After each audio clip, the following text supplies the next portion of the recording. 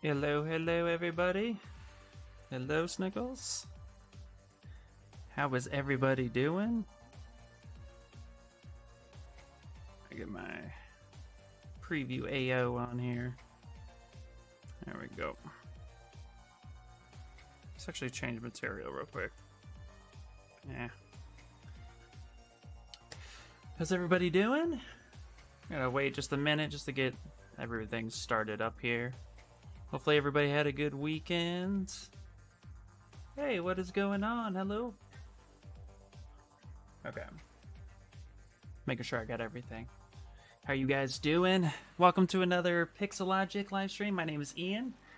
I also go by IR Sculpts, and I sculpt statues and toys, mainly for 3D printing and freelance. So today we are hopefully going to be finishing up our themed sculpt, which is the Olifist, or like Sea Dragon, which has been the theme here on the Pixologic channel. And so real quick before we get started, I just wanted to give a friendly reminder to everybody to please subscribe to the Pixologic channel or follow on the Twitch side, as there are a ton of amazing artists who come in here from different walks of life, different industries, giving away their best information as they do things. And so don't forget to follow and also check out the socials. And we are using ZBrush because it's Pixologic. And so don't forget to, you can always go to pixologic.com for any and all information ZBrush related, including support. If you have any questions, you can always do Ask ZBrush. You can always reach out, customer care. And don't forget to, ZBrush Core Mini is free to play around with, so check that stuff out. What is up, Brian? Hello. It is going pretty good, my friend. How are you doing? Thank you for coming by. Great. Just got my ePax E10. Please, as you go, would love to hear your thoughts and of keeping the printing stage in mind. Of course, absolutely. Illuminate, not a problem. Hey man, streaming late today. Well, we're streaming on the Pixo side, yeah. It's we're on. I think we're on time. We're on time. Yeah, 5. We're going 5 to 8. Depends. Maybe we'll go a little bit longer just to kind of finish this up. So this is where we left off. If you guys don't have my socials or anything of the sort, I stream also on my own channels, which I'm going to drop the links right now. We kind of went a little bit further. I tidied some stuff up on my own stuff. So we went a little bit further, but we're trying to get it to where now today we're going to be talking about getting a print ready. Yeah, no good. You're all good. Doing good, working hard. Heck yeah. Heck yeah. Hey man, this is interesting. Thank you so much. Yeah, we had some fun. This was a little bit of an interesting challenge here too, just because I tried something a little bit outside my wheelhouse. Usually I sculpt to a concept or have some sort of concept. I kind of made this up as we went along, and it was a lot of fun. And so before we dive into the cleaning up and tidying up, I wanted to go over kind of, I have this broken up into 3 chunks. Right now we're doing, in fact, here, let's back this up a little bit. I'm going to blow it up so you guys see. I kind of have things broken up into 3 main parts for right now. This isn't going to be a very big model. This will be relatively small, maybe a few inches tall. So we're not going to focus on getting too much detail, but as you can see, I have the base, the ship, and the dragon all kind of separated. And we're going to be tidying up, and then hopefully the plan is to get to talking about keying today. So let's get into that. We're going to go ahead. Right now I'm kind of isolating a good chunk of this creature and kind of cleaning it up a little bit. We're using a lot of Sculptress Pro today. Let's actually just get in here. Lots of Sculptress Pro just to kind of get that situated. And we're going to go up to Sculptress Pro. We're going to turn off Adapt Size, and I'm going to turn this down so I can actually get nice controlled strokes. There we go. That's a lot better. And we're just kind of going to be doing some light detailing. Let's get a little bit of the focal shift going. That's about what we're focused on. And looks good. Thank you so much, me. How are you doing? We ride on the beetle armor. Heck yeah. Hello, Kamara. Hello, guys. All right. Yes. All right. I'm also going to turn on backface mask. As you can see here, If you don't have backface mask on, you can actually shred your geo when it's really thin. So we're going to go ahead and make sure that we do that. Backface mask on. Let's get that going. All right, so we actually want to go adaptive size a little bit smaller.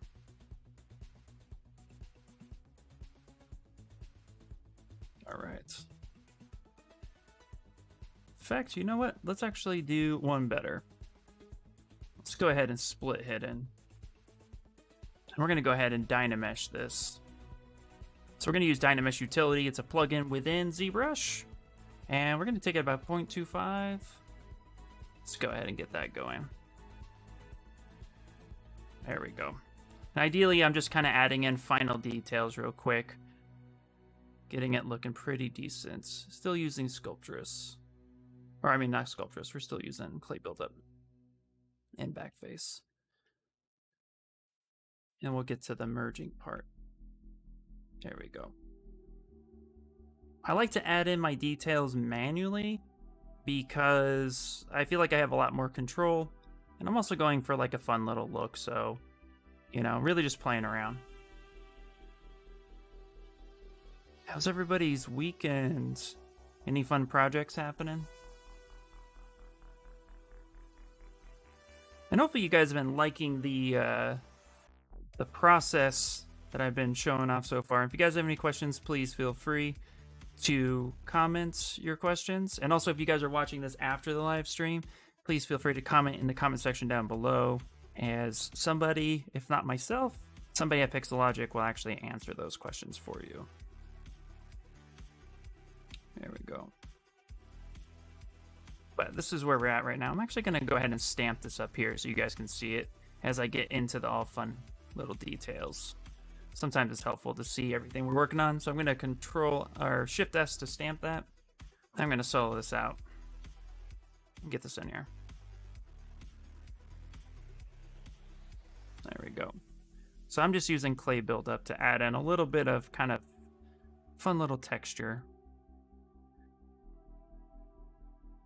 Now what we're going to be doing is, so the thing I want to look out for the most is here in a minute, we're going to be scaling this. So I'm going to go over some scale tips. But what's important to remember with the scale is once we set that, we can start measuring a few things and keeping it concise with the measurements that we're going to want. There we go.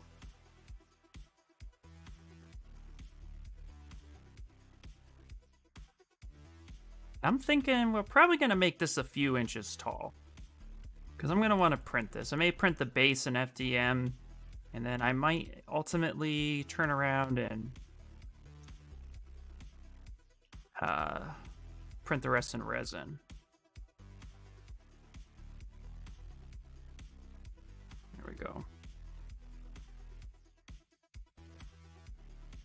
Okay, so right now this part of the dragon's actually kind of in my way. So what we're going to do is turn around and grab this part here, and I'm going to go ahead and hide this information. This way we can just isolate the dragon and then come back in here. And there's a few tricks too we'll go over on how I prep things so that you don't lose too much detail. There we go.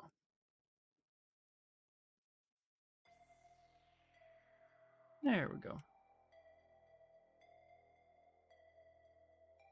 Now you can see here there's some shredding that's happening down at the bottom. That actually gets hidden. So we're only going to sculpt up to what we need. We can get rid of the rest later. So I'm not worried about this part down here.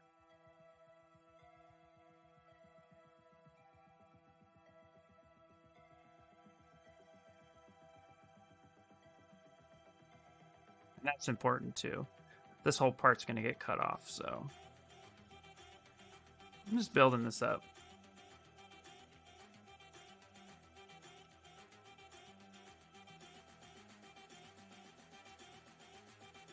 There we go.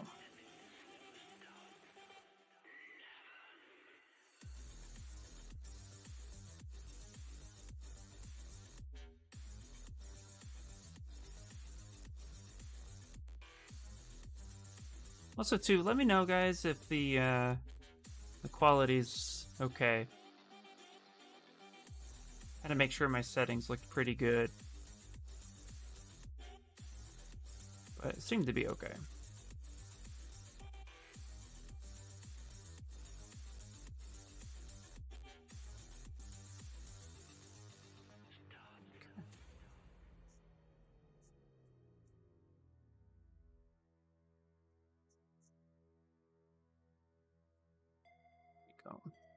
So really what I'm worried about the most right now is actually how thick this the scale on his back is going to be. This giant scaly... I don't know what the proper name is. But we want to make sure this is thick enough. And see, really from afar, it's starting to get that kind of texture. That's really what I'm going for. There we go.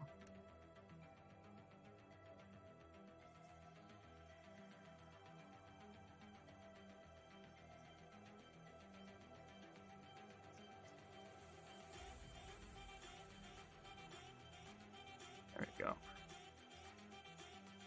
And a lot of times this will take time, especially if you're doing a lot of by hand, but I actually recommend coming in and doing everything a little bit manually sometimes when you want really to make sure that the detail is going to pop. So I find it super helpful.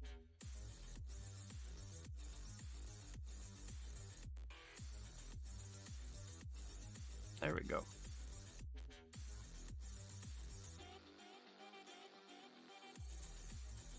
I really just want to clean this up and make sure that this looks really...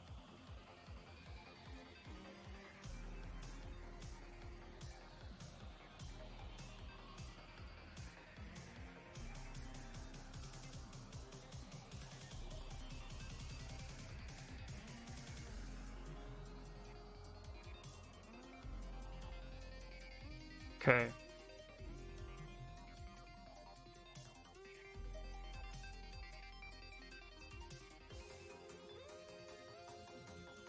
Hey!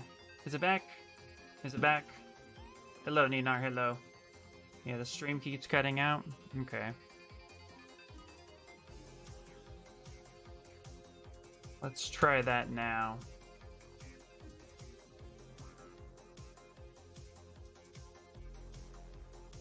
All good? Is it back, guys? Is it back? Hello, hello. How's it going? Hey, Smash is going pretty good. Just had a little bit of a streaming hiccup, apparently. Seems stable now? Okay. Okay. Let's give it a second, guys. Let's give it a second. Hopefully this... Let's make sure it's stable on this side. Not quite sure what happened. You know, life happens. Hey, Nox, hello. Seems stable. Currently doing a test with Z spheres and primitives, and doing this and doing the same character twice. Only sculpting no poly paints or textures, just to see which workflow is faster. PD. That's a really cool idea, PD Sculpt. All right, does it look like it's a little bit stable now, guys? Sorry if it got a little jumpy right there.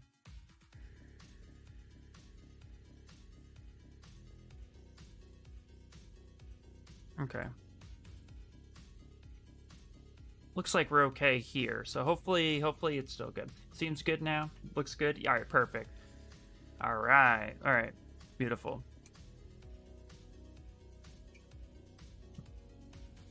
Yep, think you're good. Awesome. Thanks, guys. Okay, cool.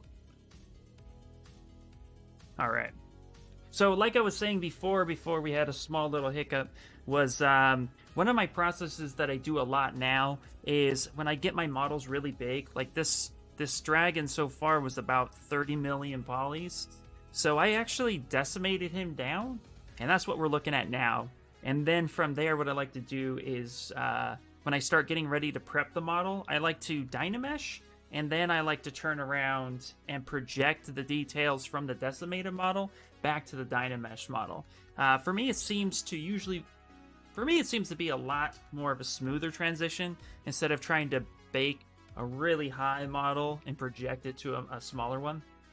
So it really just depends on overall which method you think works best for you, but that's the method that I'm going to be using tonight to kind of show you how we can keep our number really low but still maintain a lot of the details. Sorry, I can't speak for some reason. It looks awesome. Thank you, Nina. How are you doing?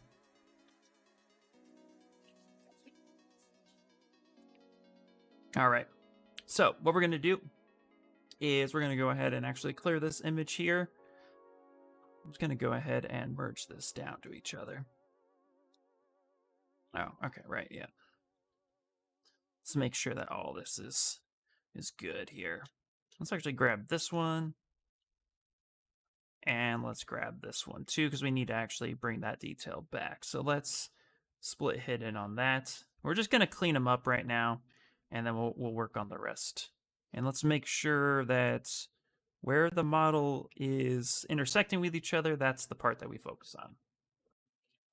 I'm going to use the move brush with backface mask to actually thicken this up a little bit.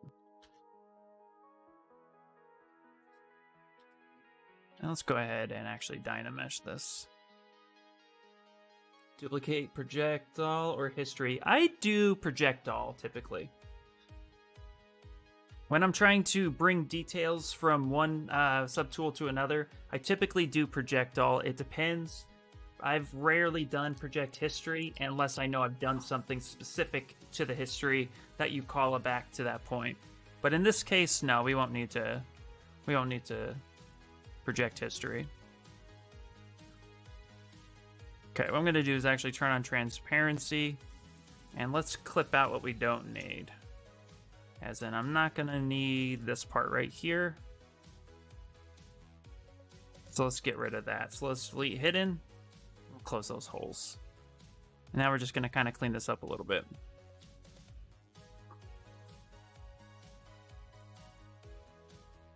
Now projecting too can sometimes give you a little bit of trouble, so you do have to be careful with it. So I always recommend saving before you decide to project your stuff. But I find it to be very useful when done right. I use it all the time. Got to clean up this scale right now.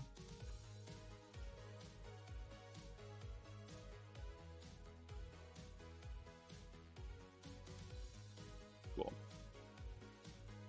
So like I was saying earlier in the beginning, for those of you who are just coming in, I like to add some details by hand. I just find it to be A, satisfying, and B, a little bit more controllable. Also too, it just helps sometimes to get like a little bit of a hand sculpted look. Depends on the project, of course. But it's something I definitely love to do. Okay, let's actually turn around and hide the big guy.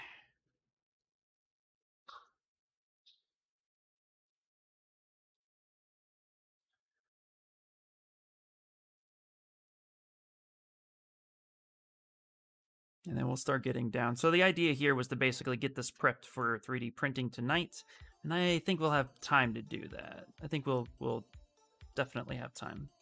There's also fixing that sometimes needs to occur when you guys are prepping for 3D print. So it's a process that I recommend you don't rush. You just take your time. There we go. Okay.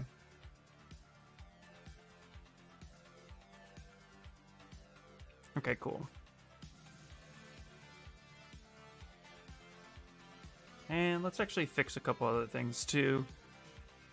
Some things look a little wonky, so go ahead and make sure to fix this.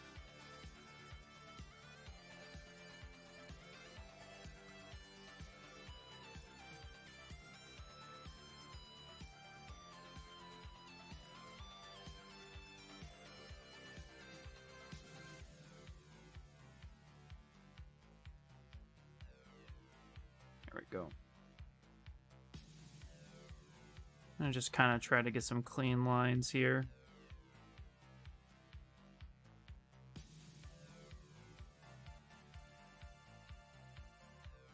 How many people here are really versed in 3D printing or have dabbled a little bit with it?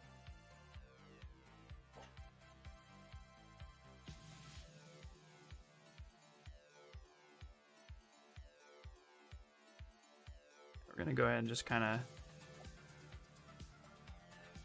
You like the boxes in the sea? Yeah, so if you guys are new, and thank you, by the way. Actually, here are my links to my socials. I like to do projects over multiple streams, and so we did kind of tweak them a little bit with in my personal stream, so be sure to follow me there for updates.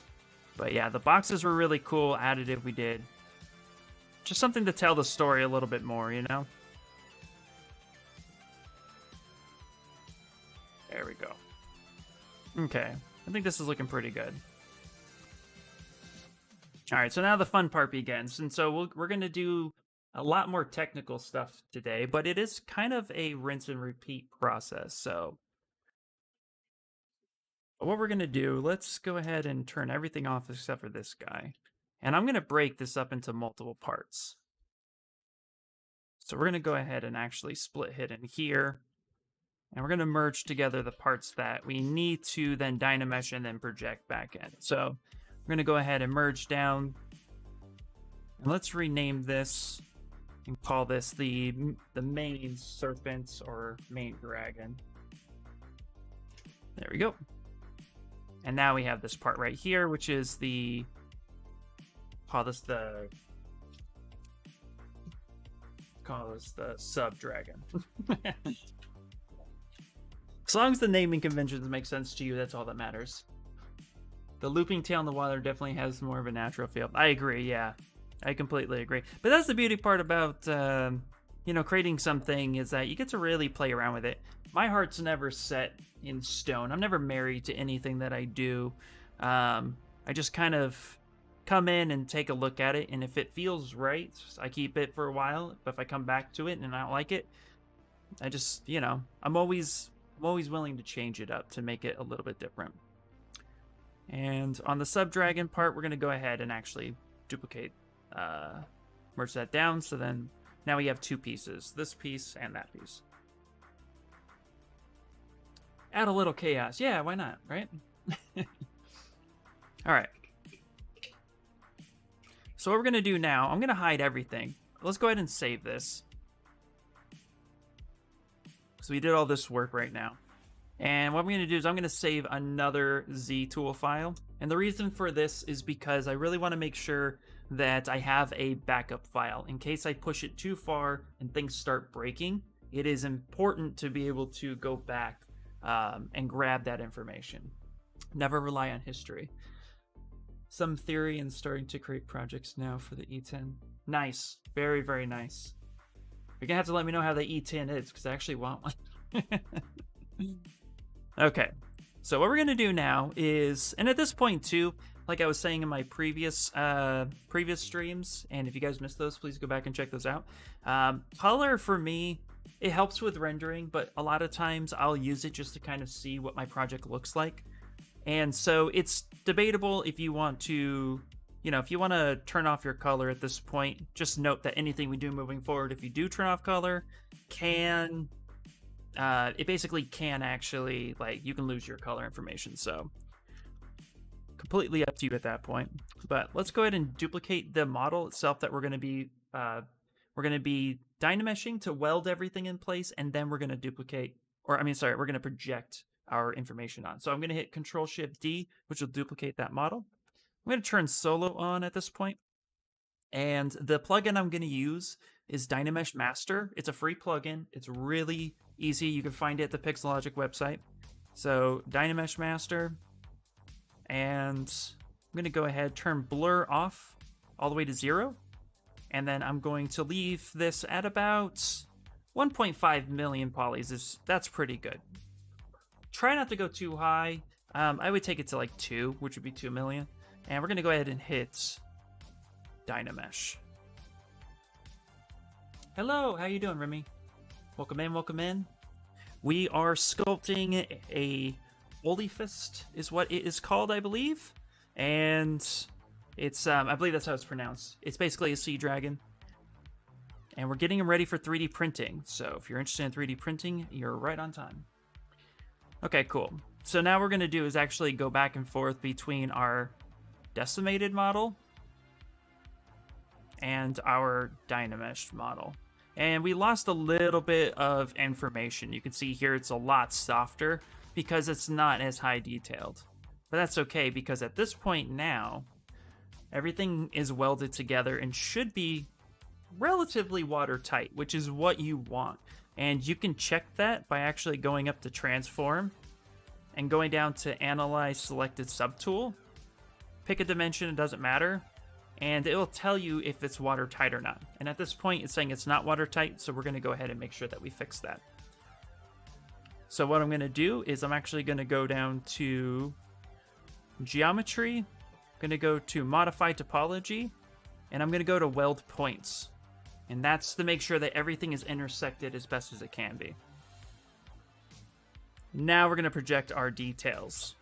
So with both subtools showing, and only those subtools, doesn't matter if you're on solo or not, the model that you want to project the details, the model that has all the details that you want to project needs to be above the model that you actually want to project the details to. And so we have our main dragon 1 with all the details, main dragon underneath it without. And now we're going to go to project, and then I'm just going to hit project all. I rarely mess with these settings. And you can even keep color at this point. And we're going to hit project all. This might take a second. You're good? Awesome. They announced the 10.1 screen size screen update for the E10, FYI. Nice. Very, very nice. Now, projecting takes a minute, so we're going to go ahead and let this work.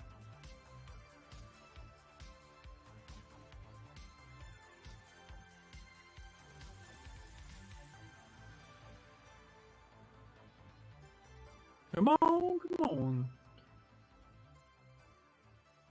Cool. There we go. And now we projected our detail. So now if we go back to our main dragon and then we come in, and we can barely see a difference. There's a small difference, but we can also enhance our detail manually as well using the new contrast feature. So once we get what we like, we're going to go ahead and we can delete, or you can hide the previous version that had all the details. I'm just going to go ahead and delete it because I don't need it at that point. Now we have our Dynamesh version and it has all this detail. And what we're going to do now is, so because we said we're actually prepping this for resin printing, I'm not too concerned with, I'm not really too concerned because of his shape on whether or not it's going to be functional. What I will be concerned about is kind of keeping in mind how I want to print them. So, and that's something that, you know, I cover a little bit more in my other streams using some of the slicers and stuff. But for right now, I just kind of want to make sure that everything is watertight, so then we can move forward with the slicing. Hopefully that makes sense too. All right. So at this point, just kind of looking them over, making sure there's no obvious gaps or holes, because sometimes with projecting that can happen. And it's looking pretty good. Down here, it's a little bit crispy. So we can actually go ahead and turn on where the base is going to be and kind of hold transparency and see where how far down the dragon actually embeds into the base. So we can actually come here and cut off the bottom part by just using these select rec, grab, cut, delete hidden, and close holes, which is all found under geometry, modify topology, delete hidden, and close holes. And yeah, that looks pretty good. Perfect. And we will be taking this tool and cutting against the base once we get there, so we'll start to worry about all that in a minute. We're going to repeat the same process now with this part of the belly. And there's a good amount of breaking here, so let's actually make sure that we delete what we don't want first. No, you know what? No, let's leave it alone. Let's go ahead and duplicate. Control-Shift-D will duplicate. We're on solo mode, and we're going to go ahead and Dynamesh this as well, about 2 million polys. Remember, we're going to make sure that the one we're going to be projecting the details to is below the one that has all the details. So we're going to go ahead and Dynamesh this one. And if I lose you guys at all, please let me know. Ask the questions, and I will answer them as best I can.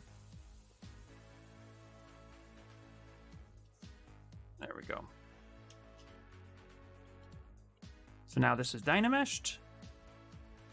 And if we look at the before, a little bit of detail loss. Not too much, actually. Just perfectly fine. So now that we have our detail, let's go ahead and hit project and get that back.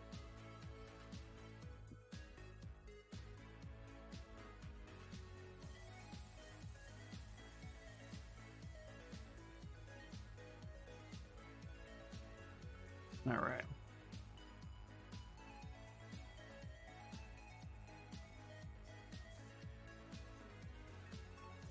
Are you going to be setting up supports on stream? No, I won't be setting up supports on stream, as I typically do that in another program, and this is a ZBrush dedicated one.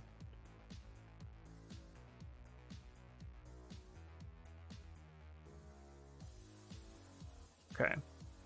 All right, what we're going to do now is let's take a look at where the water hits, just to kind of ensure how far we actually want to cut, which is good. Just going to hide that. Solo. And now we have that projected detail. We can go ahead and get rid of the top one. And let's go ahead and save it. Save it before we break it. Looking cool. Thanks, D-Zinc. Thank you so much, dude. Yeah, we're actually getting into the technical stuff for 3D printing right now. So if you have any 3D printing questions, please feel free to ask. Okay. Now what I'm going to go ahead and do is, again, keeping in mind on where the waterline and everything meets, we're going to go ahead and actually take our select lasso.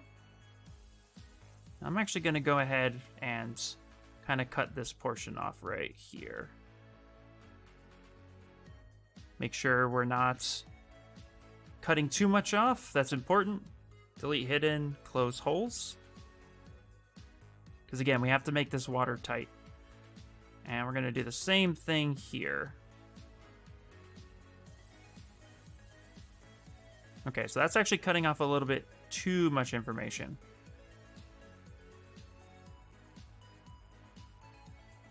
So we're going to cut off right about there.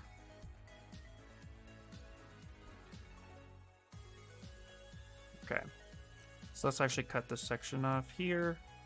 So that's the important part too. Make sure you don't take too much off.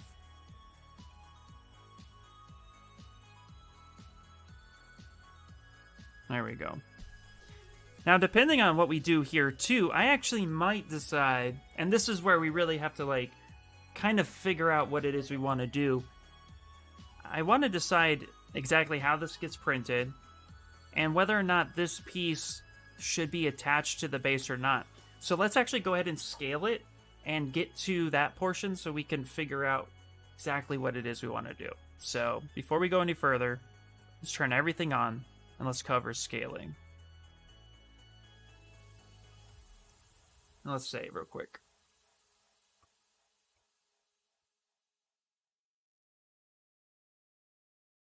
And is the stream quality still okay, guys? I know we had a little bit of a hiccup earlier, so I just want to make sure that it is coming through okay.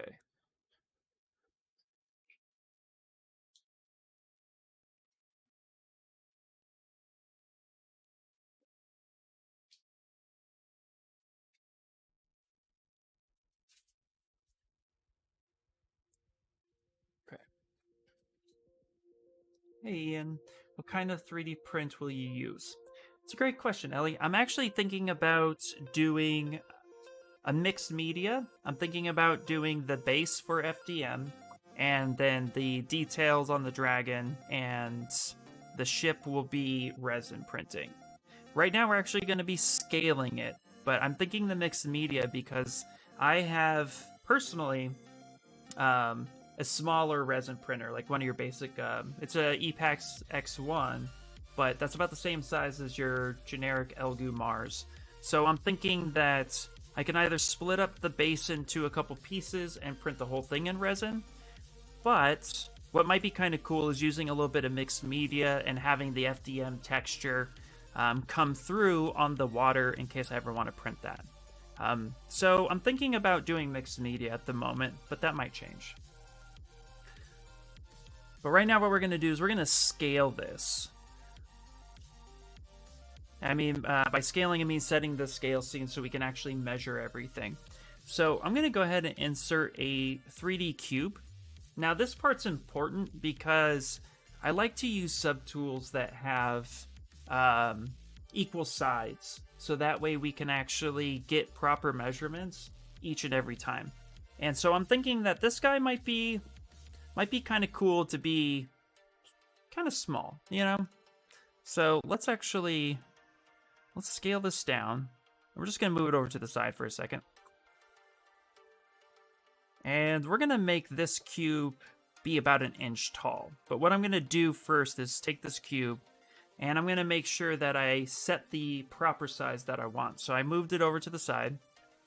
Now what I'm going to do is I'm actually going to hit this little pin icon right here, this little tack. And the reason I'm going to do this is because I'm actually going to stack about 5 or 6 cubes tall, and each cube will be about 1 inch. Hey, and this is looking awesome. Thanks, Happy Extruder. Okay, it's okay now? Awesome, so looking good? Perfect. Okay, so we hit this tack right here. Now what we're going to do is we're going to hold Control, and I'm going to drag this up and place it just above and let go.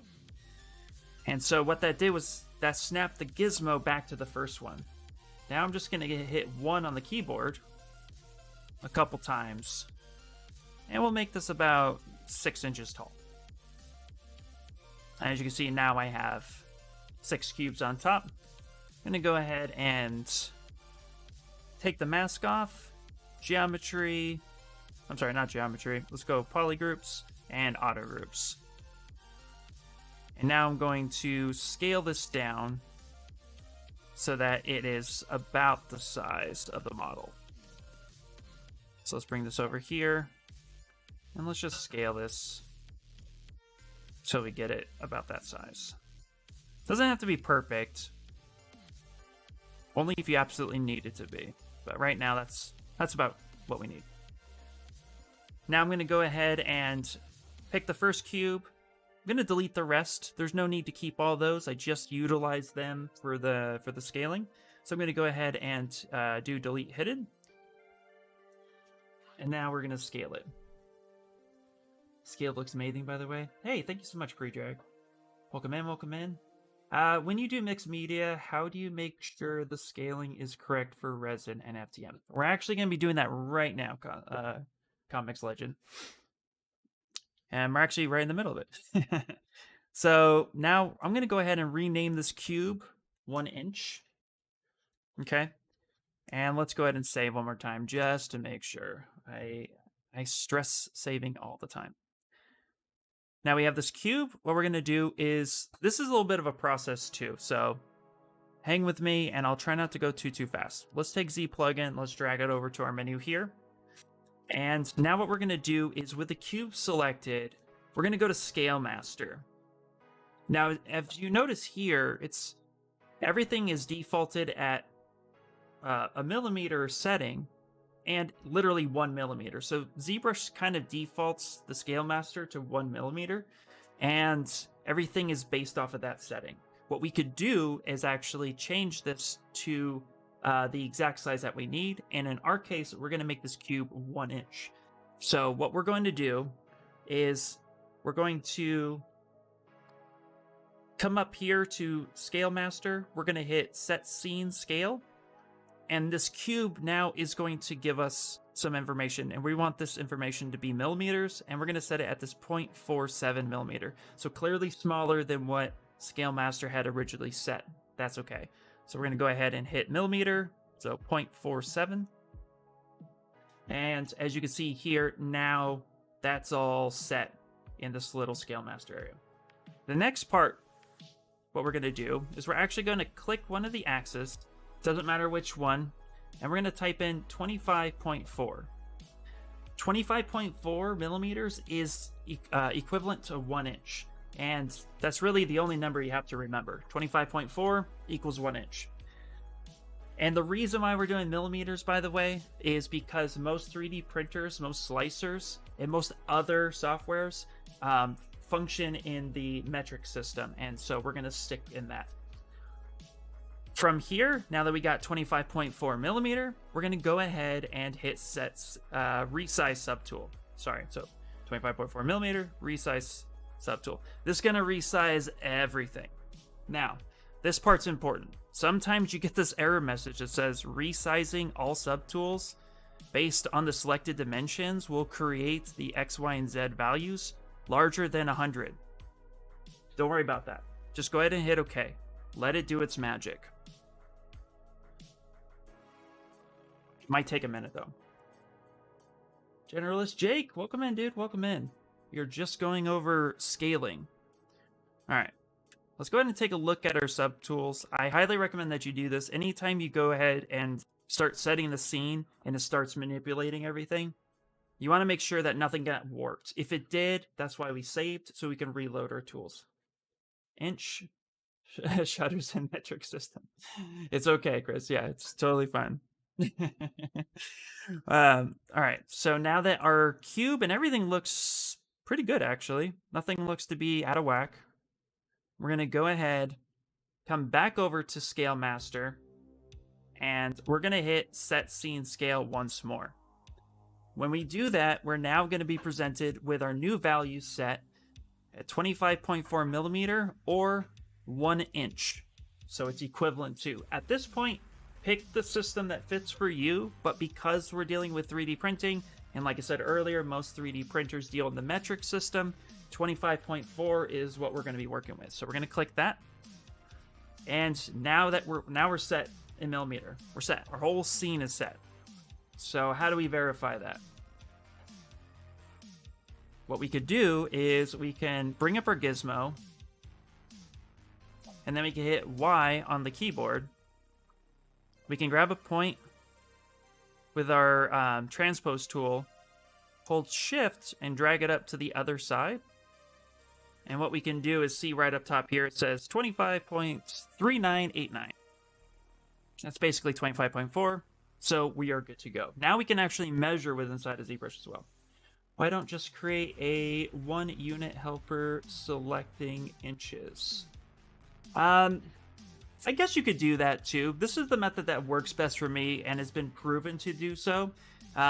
Because I used to have a lot of issues exporting out of ZBrush, the reason why I go through the millimeter system is because it's proven to be pretty effective. And by doing this, you kind of ensure that everything is set the way you set it. You could end up setting a unit helper if that helps you, but this is just kind of the way I've been doing it for a while, and it just works. But please use the system that works for you as well, absolutely. At the end of the day, what I love about ZBrush is you could do the same thing in a bunch of different ways. You can even take this scene and save this out as a startup file so you don't have to do this every time. Whichever works. But I do know that when bringing in subtools or bringing in models that are in the Imperial system over into some slicers, it will register it weird. So keeping it in the system that makes sense, which most are metric, it's kind of helpful to learn it a little bit. Hopefully that made sense. Or maybe hopefully I understood your question a little bit more. Okay. Now what we're gonna do is let's go ahead and actually. What's really cool now is let's hit Y on the keyboard to bring our gizmo, Q to cancel that out. What we can do now is we can always click Set Scene Scale based on any selection, and it will tell you exactly how tall, wide, and deep that is. So our dragon is now 123 by 146 by 77. So that's actually pretty huge. So we can actually either scale this down and still meet the needs, or we can go ahead with this and set up our keys, whichever works. I think I'm going to leave them alone there. I think that might work out. You can also take this number and check it to your printer and make sure it even fits on your print bed, which is super helpful. So, and you can do that with each and every subtool. Just remember that the scaling function within ZBrush is subtool dependent. So if you set it to something that's, you know, equally tall, wide, and deep, that's gonna, for me, that helps me kind of factor consistency between each one. What are your thoughts on using Shane Olson's ruler for sizing? Shane Olson's ruler is awesome. Shane Olson spent a long time getting that to work out. So if you do have that, you don't have to do any of this. That's good. No, I mean, I also use millimeter, but seeing you wanted to convert millimeter to inches, was wondering why not using a 1-inch helper. Oh, okay. I personally don't like using inches. If you want this, hold on, let me make sure I understand. Seeing you wanted to convert millimeter to inches. Oh yeah, no, I don't want to convert to inches. I just recommend if somebody does want to convert to inches, to kind of understand what the 25.4 meant. Will I be selling this? The model, no, I probably won't be selling this. I'll probably just be releasing it. It's a nice little fun thing. Hearing the song makes me feel like I'm alive. Good old Pretzel Rocks, yep. Hello, A-Cubed, hello. So do you guys kind of understand what I mean with the scaling function within ZBrush? I don't want to go too far ahead if I lost you or if you kind of get it. I want to make sure. I have a tendency to like, blah, blah, blah, blah. kind of like jump it all out, you know what I mean?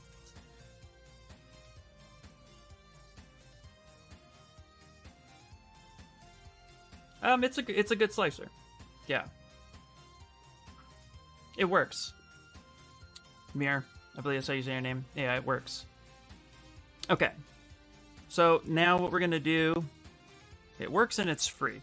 That's my opinion. Okay. So now that we have that, let's actually start getting the rest of the model prepped for 3D printing. And it's almost 6 now, so if we play our cards right, we'll finish this. Okay, so now we're actually gonna hide this. Now, one of the cool things I want to show you guys too, so remind me, because I'm not gonna do it right this second, but there's a cool way to check to make sure that your model is printable and that there are no random holes within your model. So, don't let me forget. Also too, shout out to AQ. I don't know why I didn't say it at first. But shout out to her. Awesome, talented artist who also streams on Pixo, so make sure to subscribe, follow, all that good stuff so you know when she goes live. Which, AK, when do you go live? I think you go live on Wednesdays. Let us know! Okay. Alright, let's also deal with this ship real quick. Okay. So we have our ship here.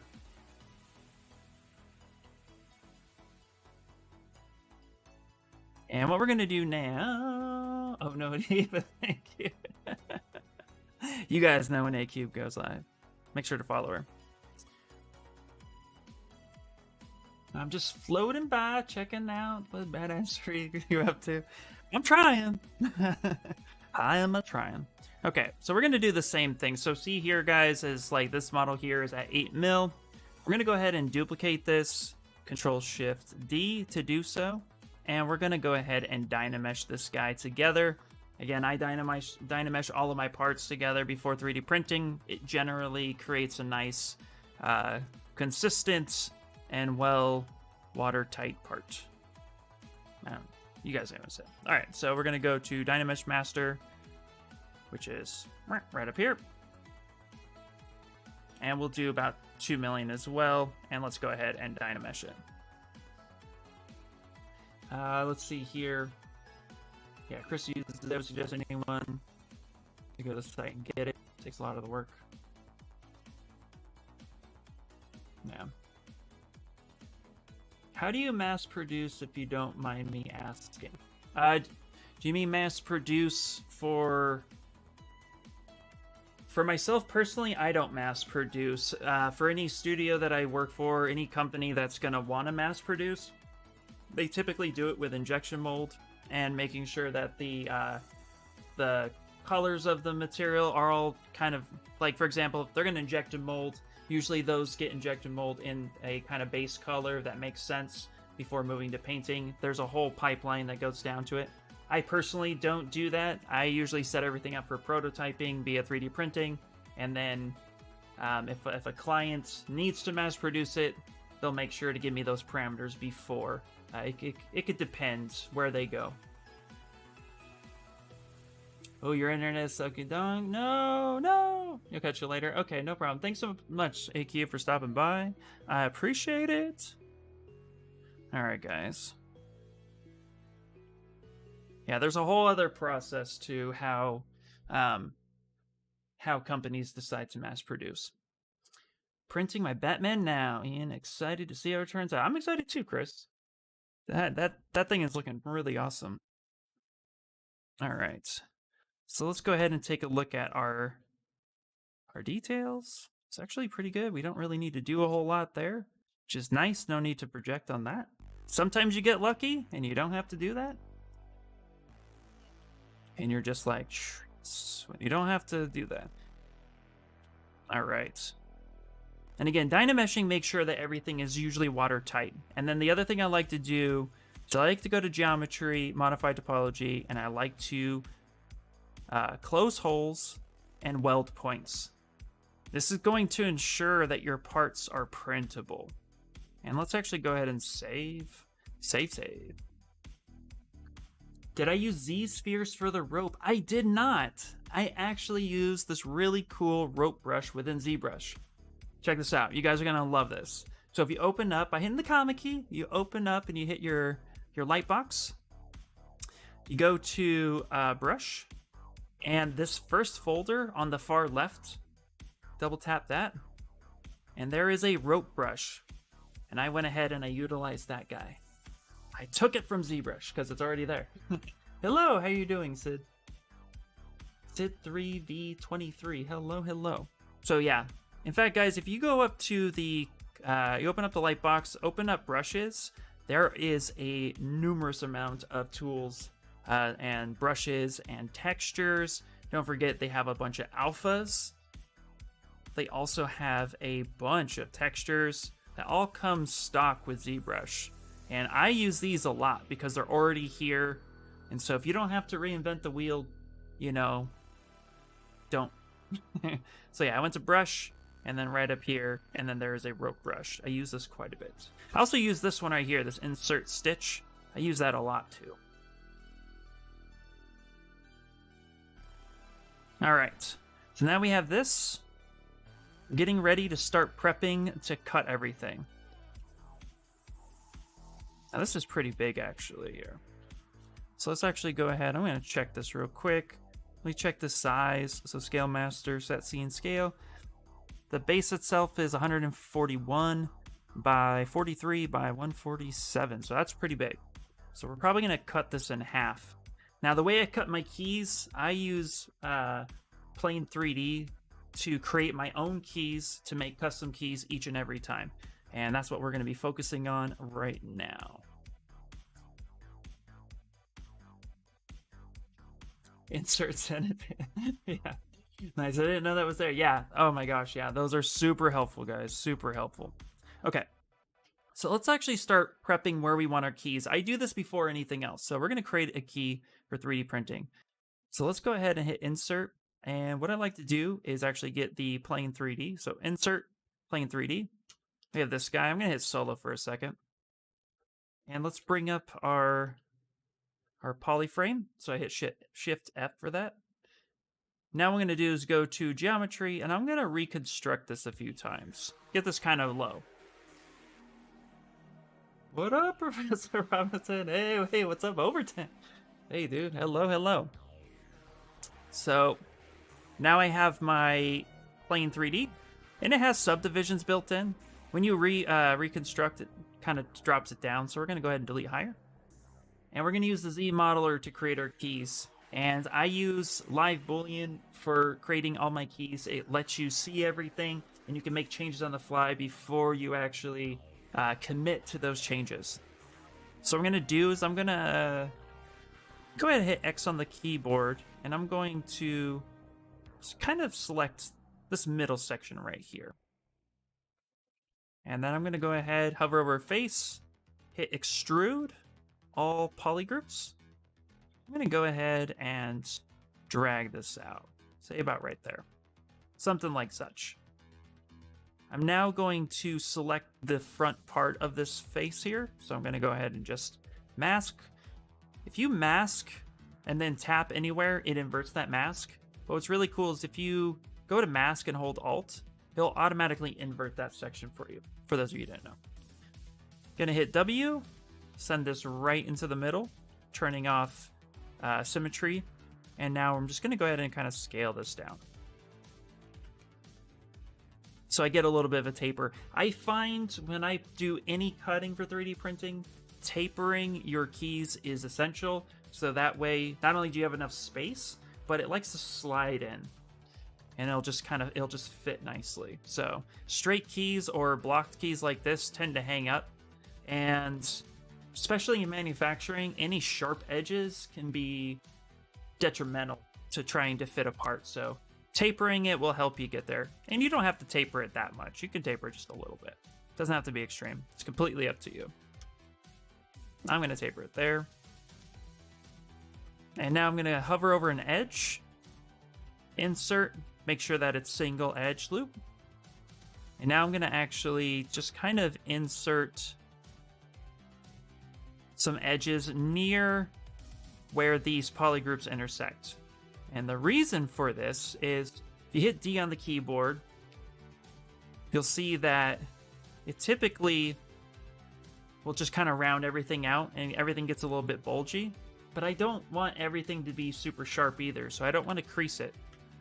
So what I'm going to be doing is bringing in some support edges that will actually allow my edges to have a little bit of fall off, and it won't be super sharp all at the same time. And you can do this as well with creasing and then setting a parameter if you want, but I tend to have I like to do things by hand sometimes. You can just kind of control everything. There we go. Just making sure. And now if we hit D again, you can see here that it's not super sharp, has a nice little fall off, but it looks really nice and crisp too. Okay, now that we have that, I'm going to go ahead and do is grab this edge here. I'm going to go to extrude. And I want to go to geometry, crease. I want to uncrease all because usually the border is creased. So I'm going to uncrease all here. I'm going to go to extrude. And I'm actually going to go to... Yeah, it should be fine. We're going to go ahead and extrude that edge. Now, how I did that was I started extruding. I press tap once, does a single edge. Press tap again, does a whole edge loop, and then hold Alt will give you everything. Just kind of pop that up there. This is just what I need to know. Heck yeah, dude. Heck yeah. So we're going to kind of expand that out a little bit. Perfect. Now we'll go back to insert. Get that nice fall off. There we go. That's just going to give us a little extra spacing. Now what we're going to do is we're going to start placing and figuring out what we want to cut and where we want to cut it. It's up to you how you want to cut your parts. I typically try to keep everything as seamless as possible, but sometimes that's unavoidable. And there are methods in order to fill seams and stuff in the post-process after the print. It depends on what you want to do. Just note that whenever you do decide to cut, that you're going to want to make sure that your scene is scaled. And I'm going to get into that right now because there are certain numbers I've kind of locked in that really help me once I've set everything to an inch parameter. Is what you did before the same as a bevel? Make it round, not sharp. Exactly. Yes, I created custom bevels. Absolutely. Yep.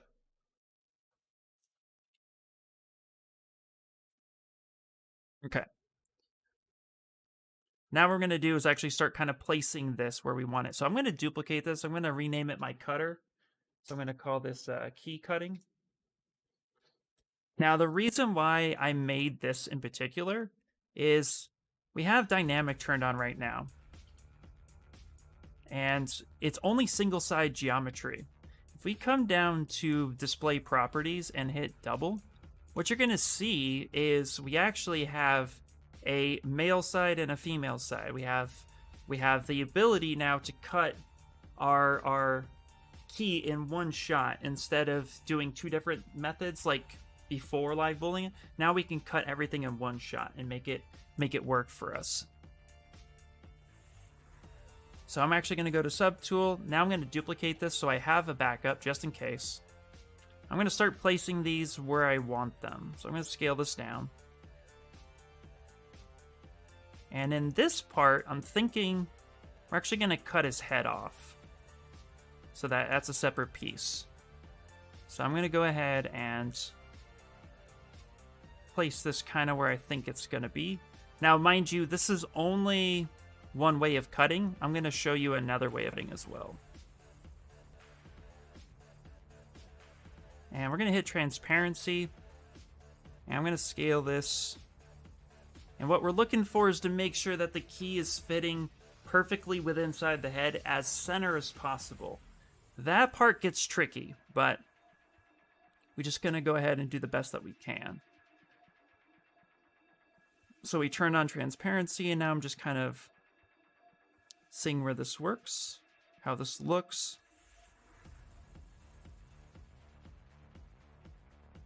And this is looking pretty good. Go ahead, turn transparency on. Really try to take your time with this, because if you rush this process, you can end up with a lot of problems. So just really take your time, look at where everything is. We're also looking at how close the edges are of the part, so I'm going to scale it down a little bit.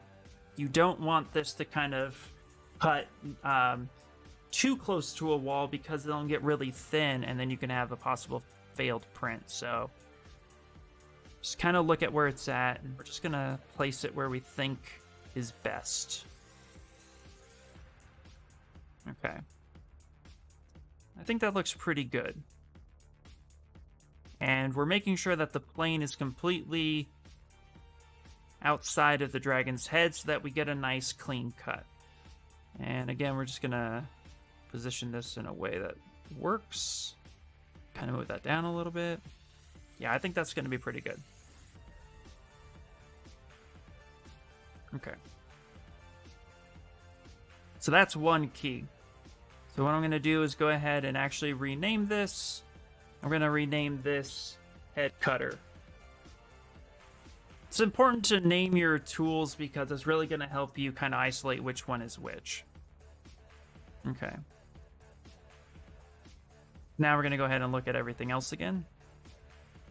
Now notice too, before I go too far, notice here that the bottom of the dragon is actually super flat.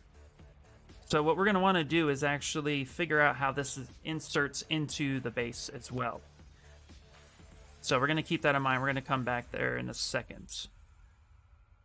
And the base isn't too tall, so that's good. Okay. Let's grab a second key. So let's take our second cutter. Let's go ahead, position that. Rename this, and now we're going to cut the next part. I think the stream is dropping, or is it you? It says I'm okay on this side. Hopefully it is okay.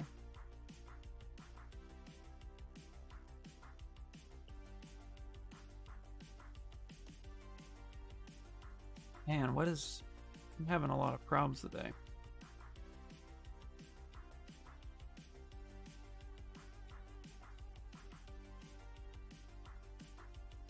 Okay. What is happening?